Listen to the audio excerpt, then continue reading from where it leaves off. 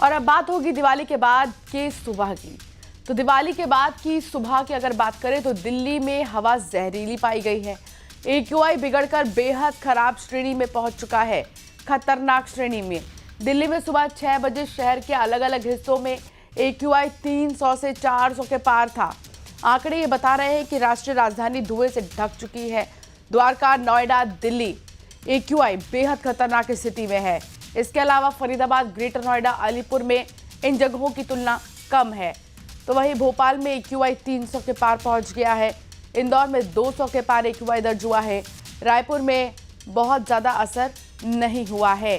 तो फिलहाल ये बहुत चिंता की बात है कि राजधानी की हालत आप देखिए, जहां पर ग्रीन पटाखों के लिए मंजूरी दी गई थी, शर्तों के साथ पटाखों को जलाने की बात की गई थी, बावजूद इसके 400 के पार अगर AQI जा रहा है तो सोचिए ये हो क्या रहा है। नोएडा में भी 400 के पार AQI, भोपाल में 210 है AQI। इसके अलावा 21 अक्टूबर यानी कि आज की बात, इंदौर की 215 AQI है और रायपुर में 134 AQI लेवल है। इसके अलावा दिल्ली में तो खतरनाक नहीं, बहुत ही ज़्यादा खतरनाक 451।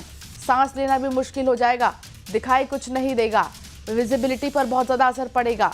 तो ये हाल है राजधानी की, जहां बहुत ज़्यादा AQI लेवल खतरनाक श्रेणी तक पहुंच चुका है।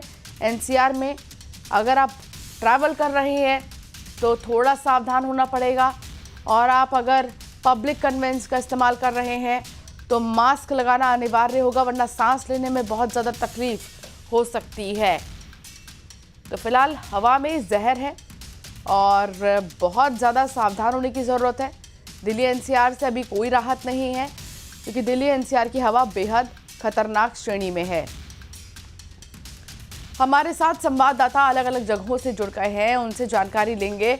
दिल्ली से फराह खान मेरी सहयोगी साथ जुड़ गई हैं, भोपाल से बासु चौरे मेरे साथ हैं, रायपुर से आकाश मेरे साथ है, और थोड़ी ही देर में हम इंदौर का भी रुख करेंगे। लेकिन सबसे पहले दिल्ली की बात करते हैं। फराह, बहुत ही चिंताजनक AQI लेवल, खतरनाक नहीं बेहद खतरनाक श्रेणी में। बिल्कुल, देखिए हर बार की स्थिति ऐसे ही होती है कि दिवाली के बाद की जो सुबह आती है उसकी आबो हवा जो है वो बहुत ज़्यादा ख़राब होती है, और इस बार भी ऐसा ही हुआ है कि जो दिल्लीवासियों की जो सुबह हुई है वो सफ़ेद चादर के साथ हुई है, और जो हवा है वो बहुत ज़्यादा ख़राब श्रेणी में है।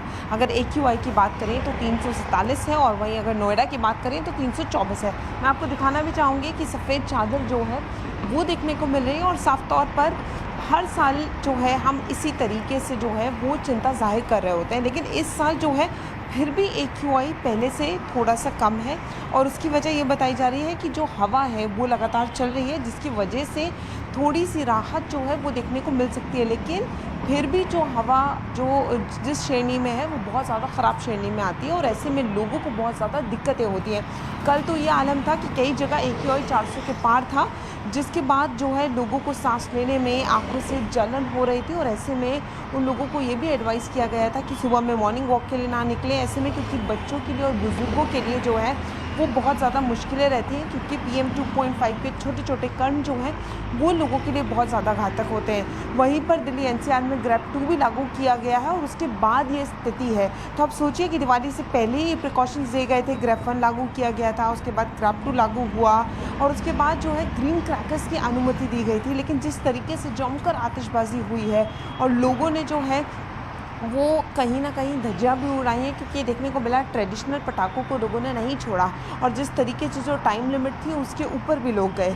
तो जो थोड़ी देर का जो मज़ा होता है कहीं ना कहीं वो सज़ा में जो है वो तब्दील हो जाता है, और लोगों को दिक्कतें हो रही हैं, और कुछ दिनों तक ऐसे ही आसार बने रहेंगे। और अगर हवा जिस तरीके से अभी चल रही है नहीं चलती है तो स्थिति और गंभीर हो सकती है। और जैसे मैं आपको दिखा रही थी कि जिस तरीके से हर जगह आपको एक सफ़ेद चादर देखने को मिल रही है, फिर स्थिति इसी तरीके से होगी। और अभी की जो हवा है वो उसकी गुणवत्ता अच्छी नहीं है, अगर वो बेहद ख़राब श्रेणी से और ख़राब हो जाती है तो लोगों के लिए बहुत ज़्यादा दिक्कतें हो सकती हैं। ठीक है, बने रहिए फराह, दोबारा से आपके पास आएंगे। वासु चौरे भोपाल से हमारे संवाददाता जुड़े हैं।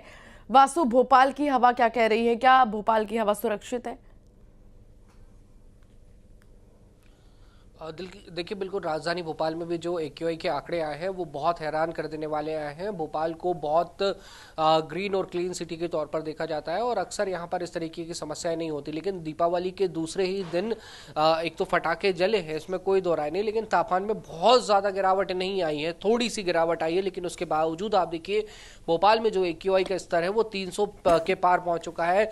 अगर कलेक्ट्रेट एरिया से जो डाटा सामने आया अगर उसको देखें तो 335 जो एक्यूआई है वो वहां पर देखने को मिल रही है, जो वेरी पुअर कैटेगरी में जो है वो लायक आती है। इसी तरह पर्यावरण परिसर हो या फिर टीटी नगर का इलाका हो, सभी जगह 300 और 300 के आसपास जो है वो एक्यूआई का जो स्तर है वो नजर आ रहा है। और डॉक्टर्स से भी हमने इसको लेकर बात की थी और उन्होंने साफ तौर पर चिंता जाहिर की थी कि अगर इतना ज्यादा एक्यूआई का जो स्तर है वो बढ़ा हुआ रहेगा तो ये सीधे तौर पर सभी लोगों के लिए घातक है, सिर्फ मरीजों के लिए नहीं, उनके लिए तो बहुत ज्यादा समस्या का कारण बन सकता है, लेकिन ये आम लोगों को भी सताने वाला है। और खासतौर पर जो सांस की बीमारियों से जुड़े हुए जो मरीज हैं उनके लिए ये और भी ज़्यादा परेशानी का जो सबब है वो बन सकता है। और तमाम जो गाइडलाइंस है वो फिलहाल दी गई हैं कि लोग अगर घर से बाहर निकलते हैं तो डबल मास्क पहनकर निकलें। अगर आप डबल सर्जिकल मास्क पहनते हैं तो वो एक तरीके से एक N95 मास्क के बराबर जो काम है वो करता है। इसके साथ ही बच्चों और बुजुर्गों को ये सलाह दी गई है कि वो डायरेक्ट धुएं के, डायरेक्ट स्मोक के संपर्क में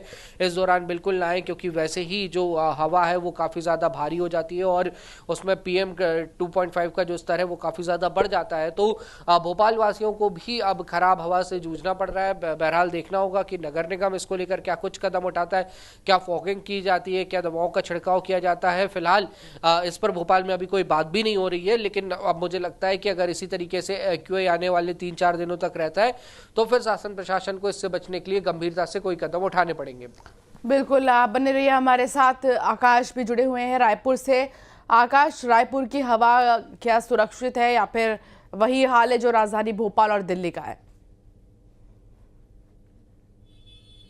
जी बिल्कुल, अगर राजधानी रायपुर की बात करें तो एक्यूआई का स्तर 134 बताया जा रहा है। दीपावली और पटाखों की वजह से उतना ज़्यादा प्रभाव नहीं पड़ा है क्योंकि रायपुर में उतनी संख्या में जो है पटाखे नहीं फोड़े जाते हैं, लेकिन एक्यूआई का स्तर जो नज़र आ रहा है वो निश्चित तौर पर खतरे की घंटी है। इसका मुख्य कारण जो है औद्योगिक क्षेत्र में जिस तरीके से प्रदूषण हो रहा है, वाहनों के चलते जिस तरीके से प्रदूषण हो रहा है, उसके चलते एक्यूआई के स्तर को खतरा माना जा रहा है। अगर हम स्तर की बात करें एक्यूआई के तो 0 से 50% तक एक सामान्य माना जाता है, 50 से 100 तक के मध्यम माना जाता है स्तर को। अगर 100 के पार होता है तो निश्चित तौर पे वायुमंडल को नुकसान पहुंचाने वाला रहता है, खतरे वाला रहता है। दीपावली के चलते जिस तरीके से फटाकों की वजह से एक्यूआई का स्तर, वायु प्रदूषण बढ़ने की बात सामने आती है, उसकी वजह से राजधानी प्रभावित नहीं हुआ है। औद्योगिक क्षेत्रों की बात करें तो कारखानों में जिस तरीके से जहरीले धुएं निकल रहे हैं, प्रदूषण हो रहा है, उसकी वजह से निश्चित ही ये चीजें देखने को मिल रही है। इसके साथ ही छत्तीसगढ़ के अगर अलग अलग क्षेत्रों की बात करें तो कोरबा हो गया, जांजगीर चांपा, रायगढ़ जैसे क्षेत्रों में भी एक्यूआई का स्तर बढ़ा है। उसका मुख्य कारण पटाखों से ज्यादा प्रदूषण है, जो जहरीली वायु प्रदूषण वाहनों के चलते हो रहा है, औद्योगिक क्षेत्रों के चलते हो रहा है। जी ठीक है, मिथिलेश भी हमारे साथ जुड़े हैं इंदौर से। मिथिलेश, सबसे स्वच्छ शहर की हवा कितनी स्वच्छ है?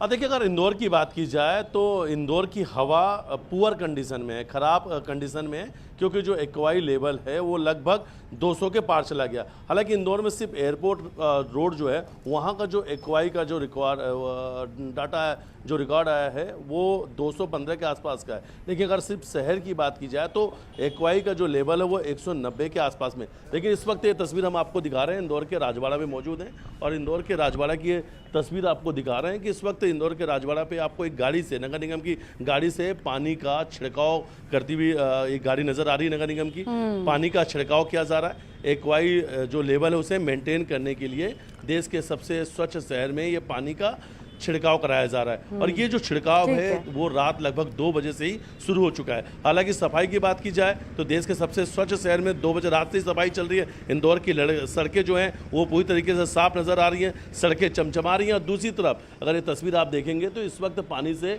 इंदौर के राजवाड़ा पे छिड़काव चल रहा है। सिर्फ राजवाड़ा पे नहीं, पूरे इंदौर के आसपास में तमाम जितनी बड़ी कॉलोनी है, जो मेन रोड है, AB रोड, विजय नगर, पलासिया, तमाम जो रवासी क्षेत्र हैं वहाँ पर इस वक्त पानी से छिड़काव किया जा रहा है। और सिर्फ पानी से छिड़काव नहीं किया जा रहा, इसके अंदर लेमन ग्रास की खुशबू भी आ रही है, यानी जो बारूद की बदबू है उसे भी खत्म करने की कोशिश की जा रही है कि जब लोग बाहर निकले तो उन्हें सांस लेने में दिक्कत नहीं जाए। बिल्कुल, और ये बहुत अच्छा इंतजाम है जो हम देख पा रहे हैं कि इंदौर में किया जा रहा है। मिथिलेश, बहुत शुक्रिया जानकारी साझा करने के लिए। वासु, आपका भी बहुत शुक्रिया, आकाश आपका भी, और फर आपका भी। खबरों में आगे बढ़े।